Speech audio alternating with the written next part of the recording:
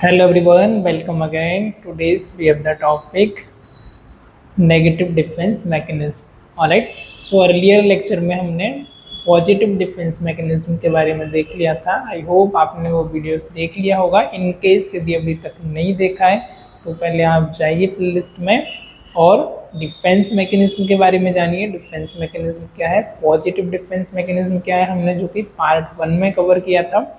Now we are talk about the negative defence mechanism. Good it. So negative defence mechanism आपके कौन कौन से हैं, इसके अंतर्गत कौन कौन से डिफेंस मैकेनिज्म आते हैं, विथ एग्जांपल के साथ हम जानने वाले हैं. तो अर्लियर यूज टू जैसे कि इंटरेस्टिंग हुआ था, ये भी इंटरेस्टिंग होने वाला है, जो कि अक्सर डेली लाइफ में हम इनका यूज़ करते हैं हमारी ईगो को डिफेंड करने के लिए, हमारी सेल्फ रिस्पेक्ट को मेंटेन करने के लिए, सेल्फ इमेज को बनाए रखने के लिए. हम क्या करते हैं, कोई एक्सक्यूज देते हैं, कोई हम वहाँ पर मीन्स की मैकेनिज्म हमारी ईगो को डिफेंड करने के लिए, तो इसको क्या बोला जाता है, डिफेंस मैकेनिज्म. कोई टैक्टिक्स का हम यूज़ करते हैं. तो डिफेंस मैकेनिज्म के बारे में हम देखेंगे. तो नेगेटिव डिफेंस मैकेनिज्म में जैसे कि आपका पहला जो डिफेंस मैकेनिज्म है वो है आपका फर्स्ट डिफेंस मैकेनिज्म आपका regression. So what is regression? Regression क्या होता है, रिग्रेट करना, right? So regression means an immature way of responding to a stress or go backward. An individual does less mature form of behavior when faced with difficulties, where he find less conflict, hence less anxiety. Alright, regression में क्या होता है, regression means in an immature way of responding to a stress और go backward. कोई भी stress को और respond करने का जो वे है, जो तरीका है, वो क्या होना, इमेच्योर होना. मैच्योर तरीके से उसको रिस्पॉन्ड नहीं करना, इमेच्योर वे में क्या करना, उसको एक्सप्रेस करना. An individual does less mature from the behavior when faced with difficulties, where he find less conflict, hence less anxiety. alright, so इसमें क्या होता है, इंडिविजुअल कोई भी पीपल है, कोई भी पर्सन है, तो इंडिविजुअल क्या करता है, does less mature form of behaviour होने की वजह से फेस करता है डिफिकल्टीज को, and he find less conflict, hence the less anxiety. ये लेस कॉन्फ्लिक्ट फाइंड करेगा तो वहाँ पर उसको जो है एंजाइटी भी लेस होगी. कॉन्फ्लिक्ट ज़्यादा होगा तो एंजाइटी भी, स्ट्रेस भी उसको ज़्यादा होगा. So some examples are there. First है nurse make an error in giving medication and start crying, right. So regression में क्या होता है, रिग्रेट करना, like, right. So immature way में क्या करना, उसको रिस्पॉन्ड करना और बैकवर्ड हो जाना. जैसे कि नर्स ने क्या किया कि पेशेंट को कुछ गलत medication they the, make an error in giving medication and start crying, और बाद में रोना शुरू कर दिया. अब गलती तो हो गई है, राइट. अब इमेच्योर वे में क्या किया, इसको रिस्पॉन्ड कर दिया, इमेच्योर वे में उसको रिएक्ट किया और बैकवर्ड हो जाना कि नहीं, हमने नहीं किया है. सेकेंड एग्जाम्पल है, a person who is depressed may withdraw to his or her room, curl up in fetal position on the bed, right. So जो पर्सन है, यहाँ पर क्या बताया जा रहा है, जो कि डिप्रेस, हु इज डिप्रेस, जो पर्सन डिप्रेस है वो क्या करेगा, विड्रॉ करेगा हिज और हर, अपने रूम से बाहर आएगा, अपने रूम से क्रूल अप करेगा एंड फिटल पोजीशन में क्या होगा, बेड पर लेट जाएगा, right. So this is the example. Next है नेगेटिविज्म में क्या होता है, it is the mechanism in which individual react to frustrating situation by becoming negative. This means they refuse to attack the problem, instead they become stubborn, they do opposite of what should be done, right. So इसमें क्या है आपका negativism में क्या होता है, एक आपका मेंटल मैकेनिज्म होता है. इसमें क्या करता है, इंडिविजुअल आपका रिएक्ट करता है फ्रस्ट्रेटिंग वे में, फ्रस्ट्रेटिंग सिचुएशन में, bye becoming negative. Frustrating situation में क्या होता है, वो नेगेटिव बन जाता है. नेगेटिव बनने के बाद वो क्या करता है, रिएक्ट करता है. इसका मतलब क्या होता है, they refuse to attack problem पर अटैक करने से वो रिफ्यूज करता है, प्रॉब्लम पर अटैक करने से क्या करता है, रिफ्यूज करता है. Instant become the stubborn, right. Attack करने की जगह क्या बन जाता है, स्टबर्न, एकदम ढीठ बन जाता है। And they do opposite of what should be done. और वहाँ पर जो करना चाहिए सिचुएशन के अकॉर्डिंग, बट वो उसके क्या करता है, जो किया है उसके अपोजिट ही कुछ एक्ट करता है, राइट। सो दे क्या बताया जा रहा है, they do opposite of what should be done, right. जो करना चाहिए थी उसके अपोजिट ही करना। Example, the children who are discouraged or pampered too much become like that, right. So जैसे कि जो ज़्यादा पैम्पर्ड चिल्ड्रन है ना, या फिर ऐसे चिल्ड्रन है जो कि डिस्करेज है और पैम्पर्ड है, तो वो उसके अपोजिट करते हैं। उनको डांट रहे होते हैं लेकिन उनको उससे कोई फर्क नहीं पड़ रहा होता है, राइट। तो उसके अपोजिट ही करना फ्रस्ट्रेटिंग सिचुएशन में, बिकमिंग नेगेटिव, और उसके फ्रस्ट्रेटिंग होने की जगह क्या होना, वहाँ पर नेगेटिव होना, तो उसके अपोजिट करना। तो इसको क्या बोला जाता है, नेगेटिविज्म। नेक्स्ट है displacement. In this defense mechanism, an unconsciously emotional feeling is transferred to person or object who are less dangerous than those who initially aroused the emotion, discharging pent-up feeling from the higher threatening object to a less threatening object. All right. अब इसमें क्या हो रहा है, simple language में यदि हम इस एग्जांपल से समझें तो एग्जाम्पल है, a person who is angry with his boss but can not show it for fear of losing job may fight with his wife on return from the office. All right. So इसमें क्या होता है, defence mechanism unconsciously जो हमारा emotional feeling है उसको हम transfer कर देते हैं किस पर्सन से, किस ऑब्जेक्ट से जो कि मोर डेंजरस है उससे लेस डेंजरस पर, राइट। जैसे कि कोई एम्प्लॉय है और एम्प्लॉय के ऊपर बॉस ने गुस्सा कर दिया, उसने अच्छे से काम नहीं किया था, परफॉर्मेंस अच्छी नहीं थी, टास्क अच्छा नहीं था, कुछ गलती होने की वजह से उसको डांट दिया, उसको गुस्सा कर दिया, उससे फ्रस्ट्रेटेड हो गया। तो वो बॉस पर अपना गुस्सा नहीं निकाल करके, राइट, बॉस पर अपना गुस्सा नहीं निकाल करके, जिसने अराउज किया था, जिसने उसको गुस्सा दिलाया था, उस पर गुस्सा नहीं निकाल करके वहाँ पर वो क्या करता है, बॉस पे गुस्सा नहीं निकाल करके अपना घर जाता है ऑफिस से घर जाने के बाद क्या करता है, अपनी वाइफ के ऊपर क्या करता है, चिल्लाना शुरू कर देता है। तो बॉस पे गुस्सा निकालना चाहिए थी, बॉस ने उसको कुछ बोला, बट बॉस हायर अथॉरिटी था, डेंजरस था, वहाँ पर बोलता तो जॉब भी लॉस हो सकती थी। तो उसकी वजह से क्या किया, वो गुस्सा बॉस पर नहीं निकाल करके वो गुस्सा कहाँ पर निकल गया, घर पे जा करके वाइफ के ऊपर अपना गुस्सा निकाल दिया। तो उस चीज़ को क्या बोला जाता है,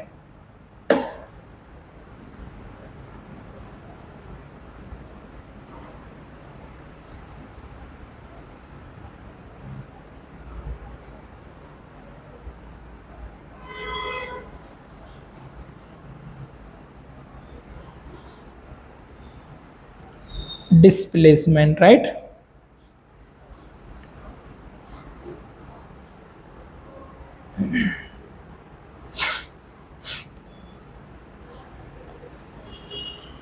डिस्प्लेसमेंट के बाद है डिनाइल।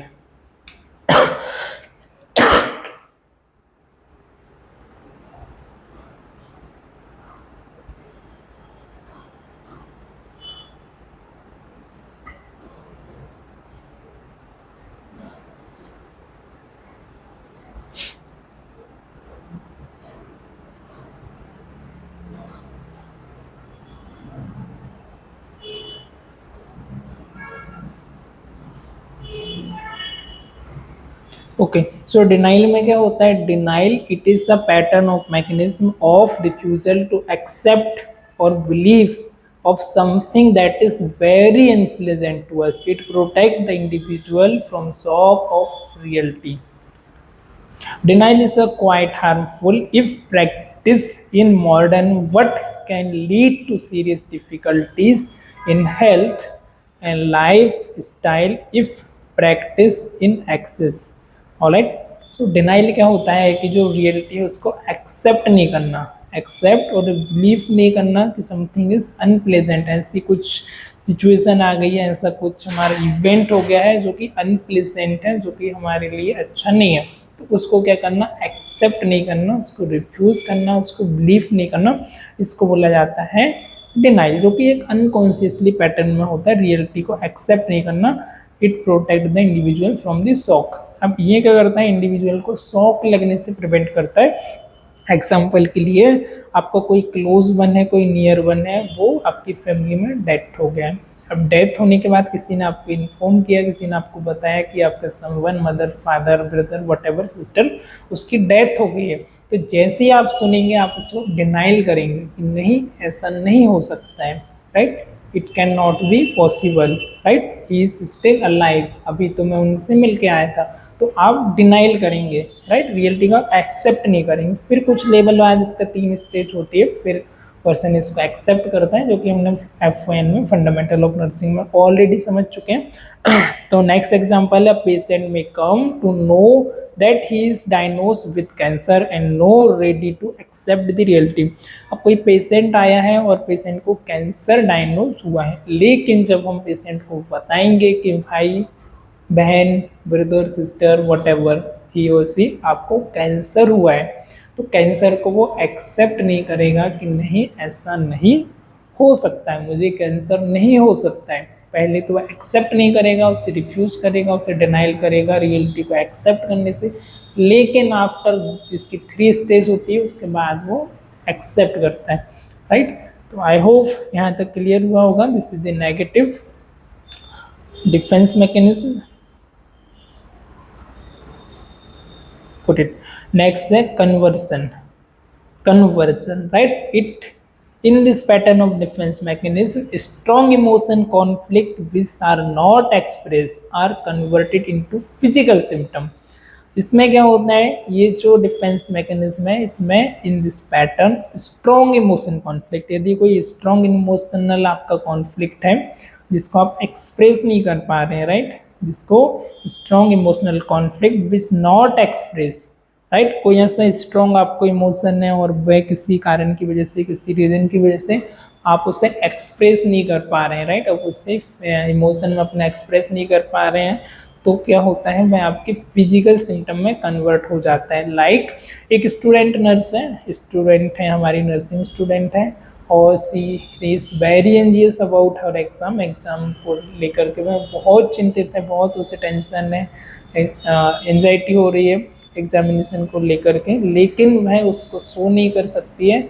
तो क्या होता है, उसका हेडेक होना शुरू हो जाता है। कई बार हम देखते हैं कि यार मेरा बहुत हेडेक कर रहा है टेंशन की वजह से, टेंशन वो सो नहीं कर रही है क्योंकि लोगों को लगेगा कि इसे टेंशन है, तो उसकी वजह से क्या होता है, हेडेक होना शुरू हो जाता है। सो हमारे कभी भी सप्रेस नहीं करना चाहिए फीलिंग को, इमोशन को, उनको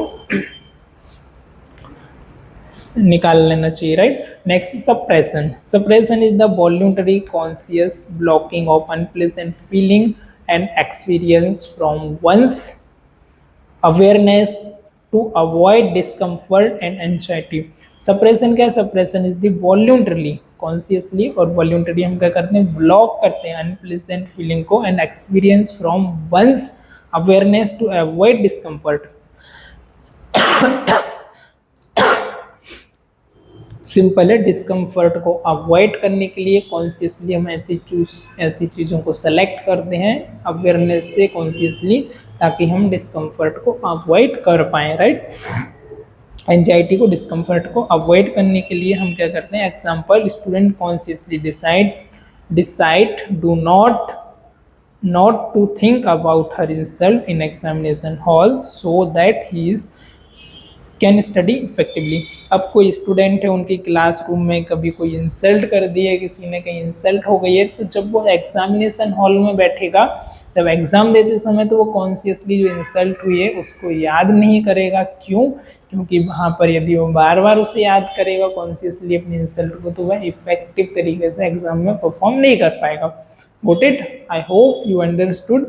Next example है, patient may refuse to consider his difficulties by saying that he does not want to talk about it, right? अब किसी पेशेंट को कुछ हुआ है तो हम उससे बार बार पूछ रहे हैं, भाई कैसे हुआ, क्या हुआ, एक्सेट्रा, तो वो अपनी जो पेनफुल मेमोरी है वापस से उनको नर्सर नहीं करना चाहते, तो वो कहता है भाई I do not talk about this, मुझे इसके बारे में बात नहीं करना, close it, right, please leave me alone. कई बार हम कहते हैं कि भाई गड़े मुर्दे उखाड़ना, राइट। तो पुरानी बातों को हम जितना ज़्यादा हम उनको बार बार फील करेंगे, किसी ने मुझे हर्ट किया, किसी ने मेरे साथ चीट किया, किसी ने मेरे को धोखा दिया, राइट, किसी ने मेरे साथ चोरी किया, किसी ने, तो हम बार बार हम उन चीज़ों को क्या कर रहे हैं, हम जितना ज़्यादा हम उसके बारे में सोच रहे हैं उतना हम उनको और नर्चर करते जा रहे हैं, उतना ही हम उनको पानी डालते जा रहे हैं, जितना हम उनमें खाद और पानी डालेंगे वह उतना ही बढ़ते जाएगी, इधर वह नेगेटिव हो और पॉजिटिव हो। एक बेस्ट एग्जांपल है कि एक लड़के और लड़की का ब्रेकअप होता है, तो लड़का कहता है कि मैं XYZ जो भी लड़की है, हम लड़की का नाम कुछ भी रख सकते हैं, तो वो लड़की को मैं कभी नहीं भूलूंगा, उसने साथ मेरे साथ ऐसा किया, मैं उसको मैं उससे कभी बात भी नहीं मैं उससे कभी बात नहीं करूंगा, उसने साथ मेरे साथ ऐसा किया, उसने मेरे साथ ये किया, उसने मेरे साथ वो किया, मैं उससे कभी भी बात नहीं करूंगा, मैं उससे कभी बात नहीं करूंगा, मैं कभी बात नहीं करूंगा। तो जब भी वो याद कर रहा है कि मैं उससे कभी याद नहीं करूंगा, मैं कभी बात नहीं करूंगा, तो हमेशा क्या कर रहे हैं, माइंड में उसको ही लेकर के आ रहे हैं, तो और नर्चर कर रहा है। जितनी बार वो सोच रहा है कि मैं उससे कभी याद नहीं करूंगा, तो वो हर बार तो याद ही कर रहा है। Good it. तो इस तरीके से नेक्स्ट हमारा fantasy. Fantasy is used to gratify frustrated desire by imaginary achievement and wishful thinking, right? Fantasy क्या होता है? Fantasy used to gratify frustrate desire, जो फ्रस्ट्रेट डिजायर उनको क्या करना है, ग्रेटिफाई करना बाई इमेजिंग करके, राइट, बड़े बड़े सेक्सुअली के जैसे सोचना अचीवमेंट के बारे में, विशफुल थिंकिंग के बारे में कि भाई ये हो जाएगा, मेरे पास अच्छा लिसान बंगला होगा, अच्छी कार होगी, अच्छी मेरे साथ अच्छी पोजीशन होगी, लोग मेरी रिस्पेक्ट करेंगे, मेरे लोग आगे पीछे घूमेंगे। तो this is the day dreaming fantasy without acting. कुछ हम एक्ट नहीं कर रहे हैं उस तरीके से, बस जैसे बैठ के सोचे जा रहे हैं, तो it's like a fantasy. Day dreaming करना, जो सोचते रहना, बट कुछ एक्ट नहीं करना। The tendency of day dreaming is most common during the adolescence. अब जो टेंडेंसी है ये एडोलसेंस में बहुत होती है, जब हम एक ग्रोइंग एज में होते हैं, ग्रोन अप में, जब हम 18-20 साल की जब एज में होते हैं, राइट, 17-16 साल 15, तो ये बहुत ज़्यादा होती है, यार मैं ये करूँगा, मैं वो करूँगा, मैं ऐसा करूँगा, वो करूँगा। बट जैसे जैसे रियलिटी से वो अवेयर होते हैं, जैसे रियलिटी में आते जाते हैं, उनको चीज़ों के बारे में एहसास होते जाता है कि नहीं यार इतना भी आसान नहीं है। Got it? Example, a young boy who could not help his ailing father due to shortage of money daydream that he has got lot of money from the lottery ticket and his father, mother, family member has best of the facilities for everything, right?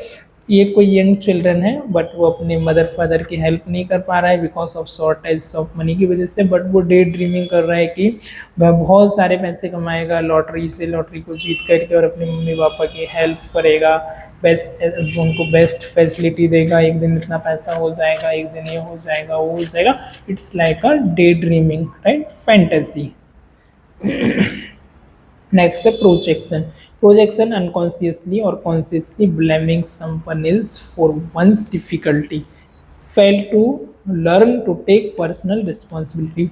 इसमें क्या होता है, व्यक्ति अपनी जो personal responsibility है वह नहीं लेता है कि मेरी गलती की वजह से ये हो गया, वह क्या करता है किसी अदर व्यक्ति पर, किसी और चीज़ों पर अपनी गलती का जो है क्या बोलना चाहिए, कॉन्शियसली शिफ्ट कर देता है, ब्लेमिंग किसी और को कर देता है। कि जैसे कि एक सर्जन है, सर्जन से ऑपरेशन थिएटर में कोई मिस्टेक हो गई है, तो वह क्या बोलेगा कि बिकॉज क्यों हुआ है, theatre nurse and ward boy did task badly तो क्या बोलेगा कि नहीं, गलती यदि सर्जन से ऑपरेशन थिएटर में कोई गलती हो गई है तो वह अपनी गलती को स्वीकार नहीं करके, एक्सेप्ट नहीं करके बोलेगा कि ऑपरेशन थिएटर के जो नर्स है और वार्ड बॉय है उन्होंने अपना काम अच्छे से नहीं किया, इसके लिए ऑपरेशन सक्सेसफुल नहीं हो पाया, या इसकी वजह से यह गलती हो गई। Got it? या चीज़ों पर ब्लेम करना। सो ये लाइक इस तरीके का है कि नाच न जाने और आंगन टेढ़ा। असर्जन ये हो गया। एक और एग्जांपल है, जैसे कि a business person who value punctuality is late for meeting and state. एक बिजनेस पर्सन है, वो कोई मीटिंग के लिए बहुत लेट हो गया है, पर कॉन्शियसली वह लेट आया है जानबूझ के, लेकिन वह क्या कहता है, sorry I am late, my assistant forgot to remind me for the meeting. मैं लेट हो गया क्योंकि मेरी असिस्टेंट थी, वह मुझे याद दिलाना भूल गई कि सर आज आपकी मीटिंग है, इसकी वजह से आज मैं लेट हो गया, राइट।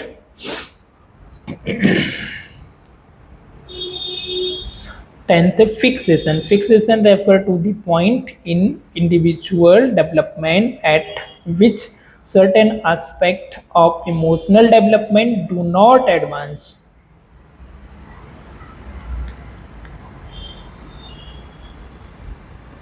अब जो आपका कुछ इमोशनल आपके डेवलपमेंट हुए थे सर्टन एक आपकी एस्पेक्ट में during the point of individuals development के समय पर, वही आपका जो है वो बाद में तक आपको एडवांसेस तक and emotional development do not advance. Emotional development के साथ साथ वह एडवांस नहीं हो, जैसे कि थम sucking continue till the adult.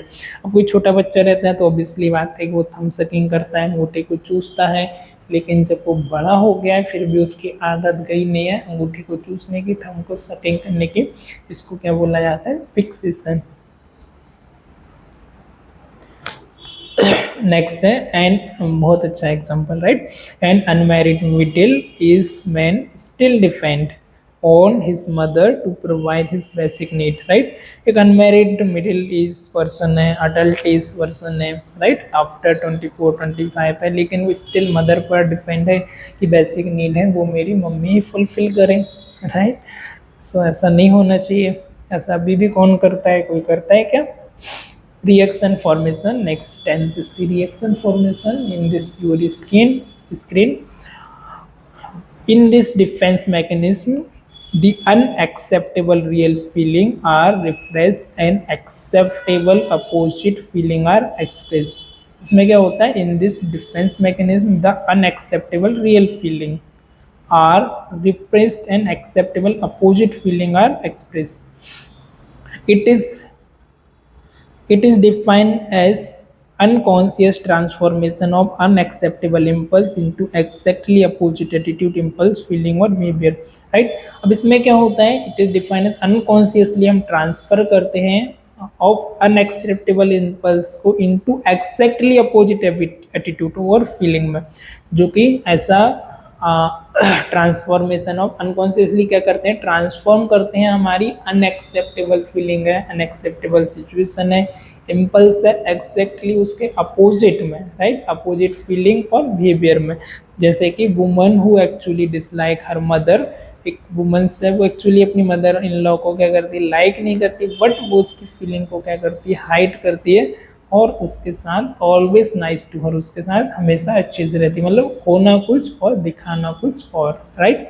जैसे कि हाथी के दांत खाने के कुछ और दिखाने के कुछ और, अंदर से कुछ और है किसी को लेकर के फीलिंग, बट उससे जब मिल रहे हैं तो जेंटली उससे मुस्कुराना, उससे अच्छे से बिहेव करना, पर अंदर ही अंदर कुछ तो उसके लिए कॉन्फ्लिक्ट चल रहा है, जो हमारी भावनाएं हैं वो उसके लिए नकारात्मक है, उसके लिए सकारात्मक नहीं है, लेकिन जब मिल रहे हैं तो अच्छे से मिल रहे हैं। तो इस तरीके से हम फेशियली तो हम कुछ और दिखा रहे हैं, लेकिन जब हम लोगों के साथ डीप इनसाइट कनेक्ट करते हैं, जब इमोशनल उसके साथ कनेक्शन होता है तो उन तक वो वाइब्रेशन जाती है, जो आप उनके प्रति आपकी जो भावनाएं हैं वो वाइब्रेशन सामने वाले तक पहुंच जाती है। नेक्स्ट है dissociation. Dissociation individual separate out the memory thing that they don't want to or can't deal. If used excessively it can become full blown dissociative disorder, which is very intense type of disorder. Disassociation क्या होना, अपने आप को situation से, उस memory से, उस thing से अलग कर लेना, सेपरेट कर लेना, out of memory thing they don't want और कांट डील विद इट। हम किसी चीज़ से डील नहीं कर पा रहे हैं, वो चीज़ें हमको नहीं चाहिए, उनको हम नहीं सोचना चाह रहे हैं, तो उनसे हमको अलग कर लेना। इफ़ यूज एक्सेसिव, यदि हम इसे एक्सेसिव यूज करते हैं तो become a full of bulimia हो सकती है, कंप्लीटली डिसोसिएटिव डिसऑर्डर हो सकता है, very intense type of disorder हो सकता है। एग्जांपल है, a woman find herself engaging in bulimic eating behaviour in a subconscious attempt to escape feeling of shame. Shame की फीलिंग को स्केप करने के लिए वुमेन्स क्या कर रही है, अपने आप को इंगेजिंग बुलिमिक ईटिंग बिहेवियर, जल्दी जल्दी खाने को खा रही है ताकि उससे कोई सैम ना हो और उसके चक्कर में वो बाद में हैबिट भी बन सकती है। नेक्स्ट है एक्टिंग आउट। एक्टिंग आउट क्या है? It is a pattern of performing an extreme behaviour in order to express thought feeling the person feel incapable of expressing. Right, इसमें क्या होता है? Pattern of performing an extreme behaviour. क्या है इसमें? Extreme behaviour को परफॉर्म करना in order to express thought और feeling the person feel incapable of expressing. ऐसा पर्सन है जो कि इनकेपेबल है फीलिंग ऑफ एक्सप्रेशन में, उसके सामने क्या करना? एक्सट्रीमली, बहुत ज़्यादा अपने आप को शो करना, अपनी फीलिंग को, अपने थॉट को एक्सप्रेस करना। Right, instant of saying I am angry with you, इसकी जगह देखो, instead of saying I am angry with you a person act out through a book और ऑब्जेक्ट। राइट, हमको किसी पे गुस्सा आ गया सिंपली, तो हम क्या करेंगे? हम उसको ये नहीं कहेंगे कि मुझे तुम पर बहुत गुस्सा आ रहा है। हम क्या करेंगे? किसी भी चीज़ को, एक बॉल को उठाएंगे, उसको बहुत दबाएंगे, हाथ में से दबाएंगे, दीवार में से करके मिस्ट मारेंगे। राइट, तो कुछ ना कुछ हमारा उसको ट्रांसफर करना एक्टिंग आउट इसको बोला जाता है। When a person act out it can as a pleasure. When a person act out it can as a pleasure release or often help the individual feel calmer and peaceful once again। Right, हम stress ball रखते हैं, smiley ball, इसलिए उसको जब भी गुस्सा है दबाने का ऐसे करते हैं, कभी कभी इस तरीके से करते हैं। राइट, तो उसमें क्या होता है? हमारा एंगर को रिलीज करना। Example, a child's temper tantrum is a form of acting out when he or she does not get his or her way। Self injury में also form of acting out. Right, self injury भी इसका ही एक form है acting out का। कभी हमको गुस्सा आ गया, हमारा ब्रेकअप हो गया। राइट, तो ब्रेकअप हो गया तो क्या किया हमने? हमारी नस काट ली, बेंस को काट लिया। तो ये भी आपका एक्टिंग आउट का, बालों को नोचना, गुस्सा करना, ये भी एक एक्टिंग आउट का ही फॉर्म है। सो डिफेंस मैकेनिज्म को क्लासीफाई किया है लेवल 1 जिसमें आता है पैथोलॉजिकल, लेवल 2 में आता है इमेच्योर डिफेंस, लेवल 3 में आता है न्यूरोटिक डिफेंस, लेवल 4 में आता है मैच्योर डिफेंस। तो आई होप यहाँ तक सभी को क्लियर हुआ होगा, सभी को समझ आया होगा।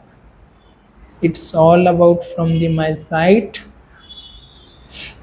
आई होप आपकी पढ़ाई अच्छी चल रही होंगी, सभी अच्छे होंगे, स्वस्थ एकदम मस्त होंगे।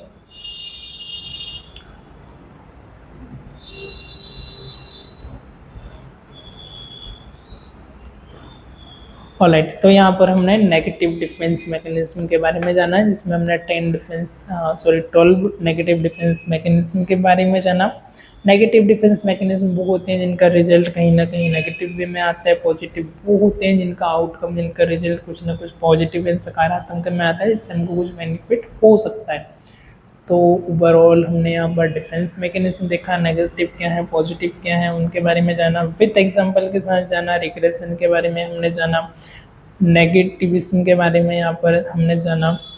उसके बाद हमने देखा डिस्प्लेसमेंट के बारे में, डिनाइल के बारे में देखा, कन्वर्सन के बारे में देखा, सप्रेशन देखा, डिस्प्लेस देखा, फैंटेसी के बारे में देखा, day dreaming, alright, projection and fixation, reaction formation, acting out, dissociation. So I hope आप सभी को क्लियर हुआ होगा। In case if you have any doubt you may ask. Thank you for watching this, have a great day, thank you, bye bye.